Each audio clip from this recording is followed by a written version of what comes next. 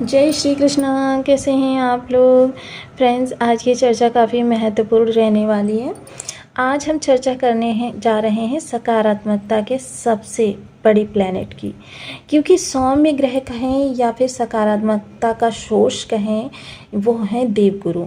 अब देवगुरु की सकारात्मकता के बिना मान लीजिए आपके पास बहुत ज़्यादा धन है, आपके पास बहुत अच्छा परिवार है, आपके पास मान सम्मान और तमाम वो चीज़ें हैं जो भौतिक सुख सुविधा के लिए ज़रूरी होती हैं या जीवन को संचालित करने के लिए ज़रूरी होती हैं, लेकिन यदि गुरु की सकारात्मकता नहीं है तो यही चीज़ें आपके लिए कलह का कारण बन जाती हैं। देखिए, हमने ऐसे लोग भी देखे हैं जिनके पास बिलियंस रुपया है और जिनके पास बहुत अच्छा परिवार है, लेकिन ऐसे लोगों को भी हमने ये कहते हुए सुना है कि भाई ये सब मेरा चला जाए लेकिन मुझे जीवन में शांति मिल जाए। क्योंकि देखिए, धन होगा वो भी आपके लिए प्राण घातक सिद्ध हो जाएगा। परिवार होगा, लोग एक दूसरे को धन की वजह से चीट करते हुए देखे जाएंगे। स्वार्थ के वश लोग एक दूसरे से बंधे हुए देखे जाएंगे और स्वार्थ से जुड़े हुए रिश्ते हम सभी लोग जानते हैं, किसी भी, चाहे वो गरीब हो या अमीर, किसी भी व्यक्ति के लिए हितकारक नहीं होते हैं। अब जब गुरु की सकारात्मकता मिल जाए तो फिर देखिए, अल्प धन में भी लोग प्रसन्न जीवन जी लेते हैं। कहते हैं ना, गोधन गजधन बाजधन और रतन धन खान, जब आवे संतोष धन शबधन धूल समान। तो ऐसे ही सकारात्मकता के कारक ग्रह हैं हमारे गुरुदेव महाराज, जो कि आपके तृतीय स्थान में बैठे हुए हैं और उच्च राशि में बैठे हुए हैं। उच्च राशि में बैठे हुए हैं और लेकिन पिछले समय में सूर्य के साथ युति होने के कारण ये अस्त हो गए थे। अब अस्त अवस्था में, जैसे कि हम सभी लोग जानते हैं कि ग्रह, कोई भी ग्रह हो, जब वो एक सूर्य से समानांतर डिग्री पर आ जाता है तो सूर्य उसकी सारी ऊर्जा को अपने अंदर सोख लेते हैं। सारी तरंगें जो होती हैं वो सूर्य में विलीन हो जाती हैं। अब जब वो सूर्य का प्रभाव धरती तक आता है तो वो सूर्य के साथ में ही अंश दो अंश चली आती हैं, जिसके कारण देखिए, ग्रह का प्रभाव तो हमको सदैव मिलता रहता है। मान लीजिए गुरु युवावस्था में है, अब युवावस्था ग्रह का प्रभाव हमको 100% मिलना चाहिए, लेकिन हमको कितना मिला, 10 to 20%। 20% तो बहुत रेयर लोगों को मिला जिनके स्वयं के बर्थ चार्ट में गुरु की बहुत सकारात्मक स्थिति है, लेकिन 10%, 5% ये सभी के लिए आम रहे। अब वहीं देखिए, सूर्य के साथ में गुरु की जो डिग्री बल है वो तो अब माइनस में जा रहा है, क्योंकि गुरु आज के दिन 3 बड़े परिवर्तन कर रहे हैं। 3 बड़े परिवर्तन हो रहे हैं। 2 परिवर्तन गुरु के होंगे और 1 परिवर्तन सूर्य का होगा। सूर्य राशि परिवर्तन करके स्वयं की राशि में आपके चतुर्थ स्थान पे आ जाएंगे। केतु के साथ इनकी युति बनेगी। अब जब केतु के साथ इनकी युति बनेगी तो एक चीज़ यहाँ पर मैं क्लियर कर दूँ, हालांकि वीडियो इसके बारे में नेक्स्ट वीडियो रहेगी, कि केतु और सूर्य का संबंध जो होता है वो ग्रहण योग का निर्माण करता है। ग्रहण योग एक बहुत बड़ा दुर्योग माना जाता है, जो कभी भी आपको चीज़ों में संपूर्णता नहीं मिलने देता। अब जब चीज़ों में संपूर्णता नहीं मिलती तो फिर चीज़ों में देखिए काफ़ी ज़्यादा कमी रह जाती है। चाहे जितने प्रयास करें, चाहे जितनी मेहनत करें, लेकिन वो चीज़ें हमको कहीं ना कहीं से क्षतिग्रस्त, ध्वस्त इस तरीके से मिलती हैं। लेकिन क्या ये संपूर्ण समय 1 माह देखिए सूर्य का प्रभाव रहता है एक स्थान पर, तो क्या पूरा समय हमारे लिए यही योग बना रहेगा? क्या हम इस दौरान जिन भी चीज़ों का प्रयोग करेंगे वो हमारे लिए कहीं ना कहीं क्षतिग्रस्त हो जाएंगी? तो देखिए, ऐसा बिल्कुल भी नहीं है। ग्रह जब किसी ग्रह के मध्य में समानांतर डिग्री बल से आता है तभी उसको प्रभावित करता है। नेक्स्ट वीडियो में इसके बारे में पूरी डिटेल्ड जानकारी आपको मिलेगी। अभी हम चर्चा कर रहे हैं गुरु के परिवर्तन की। अब देखिए, 17 अगस्त वो विशेष तिथि रहेगी जब देव गुरु पहली बार तो उदय होंगे। दूसरा, ये अपना नक्षत्र परिवर्तन, क्योंकि जैसा कि हम सभी लोग जानते हैं कि ये अभी तक पुष्य नक्षत्र में गोचर कर रहे थे। अब पुष्य नक्षत्र, क्योंकि गुरु का अस्तकाल हमसे बहुत कुछ लेकर गया है, क्योंकि गुरु का पुष्य नक्षत्र में होना, उच्च राशि में होना, वैसे तो ये हंस योग का निर्माण करता है। हंस योग जो होता है बहुत बड़े, यानी कि 5 महापुरुष राजयोगों में से एक माना जाता है, जो कि धन वैभव के लिए, पद प्रतिष्ठा के लिए, मान सम्मान के लिए, कीर्ति के लिए, आपकी दुनिया में जो है ना एक नई पहचान बनाने के लिए, सेल्फ मेड पर्सन बनाने के लिए बहुत महत्वपूर्ण होता है। लेकिन क्या हुआ, गुरु के अस्त हो जाने के कारण पुष्य नक्षत्र में पड़ने वाले ये गुरु का प्रभाव हमारा पूरी तरीके से अस्त अवस्था में ही निकाल गए, जो कि हमारे लिए एक बहुत बड़ी कह सकते हैं कि अपॉर्चुनिटी मिस हो गई। हालांकि ये हुआ सभी 12 राशियों के लिए है, भाव के अनुसार इनके प्रभाव अलग अलग थे। बेशक तृतीय स्थान में देवगुरु जो होते हैं कारक नहीं होते हैं, लेकिन क्या होता है, गाइडेंस। मेन चीज़ क्या होती है कि मान लीजिए क्या कौन सा भाव है, तृतीय स्थान आपका प्रयास का भाव है। चलिए इसकी चर्चा हम विस्तार से करते हैं, क्योंकि देखिए अब देवगुरु जो हैं आश्लेषा नक्षत्र में गोचर करने जा रहे हैं। आश्लेषा नक्षत्र में जब ये गोचर करेंगे, क्योंकि सूर्य का राशि परिवर्तन हो गया और बुध देव के साथ गुरु की युति बनेगी, ज्ञान और बुद्धि दोनों एक दूसरे से जुड़ जाएंगे। तो बने रहे हमारे साथ इस वीडियो में एंड तक, आपको बहुत कुछ जानने के लिए मिलेगा। यदि आपके लग्न में 2 नंबर बना हुआ है तो ये राशिफल आपके लिए है। यदि कुंडली में कहीं भी चंद्रमा के साथ 2 नंबर बना हुआ है तो ये राशिफल आपके लिए है। कुंडली ना होने की स्थिति में आप इसे नाम राशि से भी देख सकते हैं।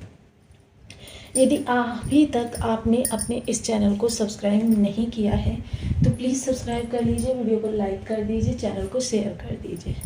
इससे होगा क्या कि हमारे आने वाले हर वीडियो की नोटिफिकेशन मिल सकेगी आपको सबसे पहले।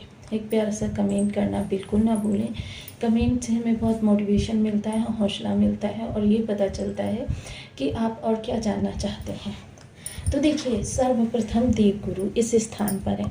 मान लीजिए तृतीय स्थान है, आपने कोई गलत निर्णय पिछले समय में ले लिया, गलत दिशा में प्रयास कर रहे हैं, आपके सामने भटकाव की स्थिति उत्पन्न हो रही है, आपके कार्य का आपको सही रिटर्न नहीं मिल रहा है। क्योंकि देखिए जो भी 12 भाव संबंधी हम कर्म करेंगे वो इसी जगह से निर्धारित होगा।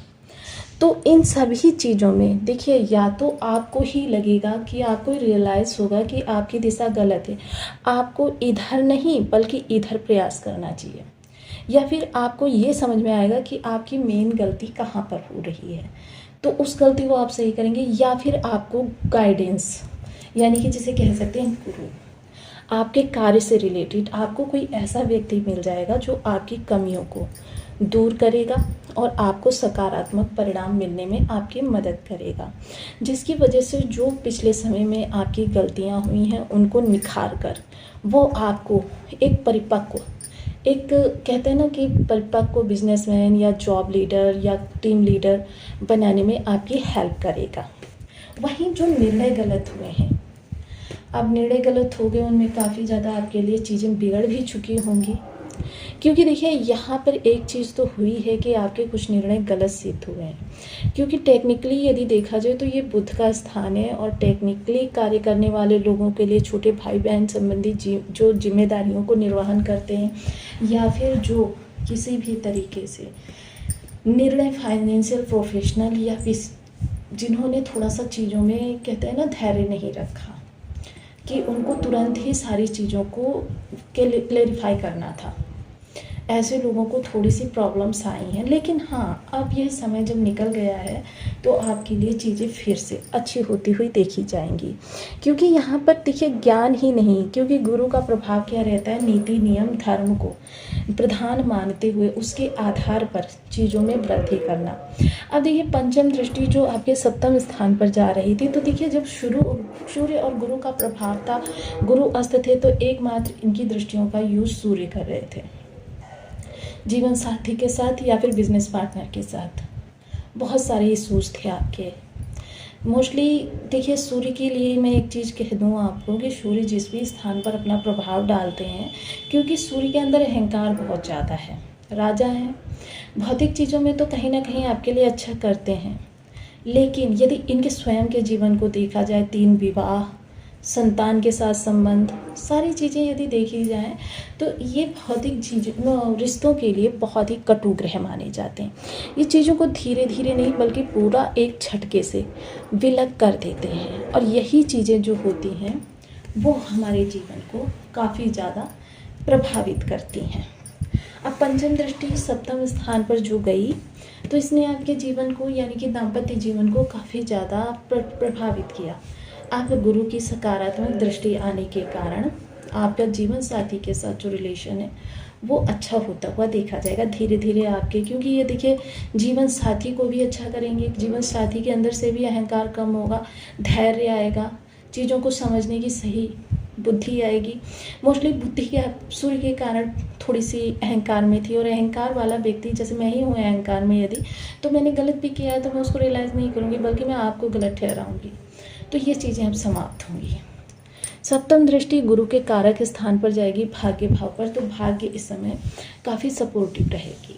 जो पिछले समय में सूर्य के यहाँ पर आने के कारण, तेज के कारण, ताप के कारण भाग्य इस समय पर काफ़ी हद तक आपके लिए साथ नहीं दे रही थी, या किसी न किसी तरीके से आपको बहुत उद्दंडता में लेकर जा रही थी।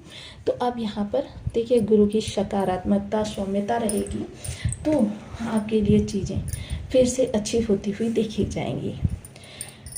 पिता के कार्य कारोबार में किसी प्रकार की कमी थी तो वो समाप्त होगी। नवम दृष्टि जो रहेगी वो आपके लाभ स्थान पर रहेगी। तो लाभ संबंधी सबसे पहले तो ये स्थान है आपकी इच्छाओं की पूर्ति का।